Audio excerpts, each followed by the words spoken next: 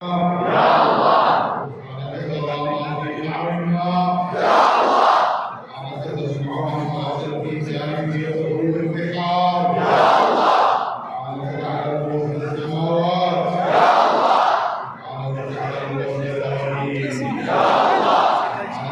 يا ولد بعد يوم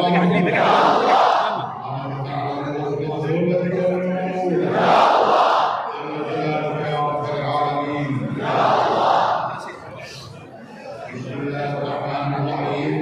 الذين قال لهم الناس إن عليكم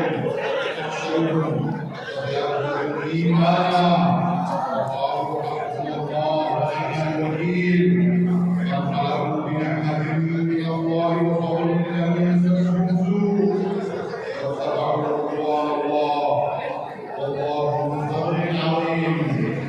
إنما ذلك الشيطان يخوف أولياءه فلا تخافوهم وخافون إن كنتم مؤمنين ولا يحزنك الذين يسارعون في الكفر إنهم لن يضروا الله شيئا يريد الله ألا يجعل لهم حظا في الآخرة ولهم عذاب عظيم. إن الذين اشتروا الكفر بالإيمان لن يضروا الله شيئا ولهم عذاب أليم. ما يحسبن الذين كفروا إنما نملي لهم خير لأنفسهم إنما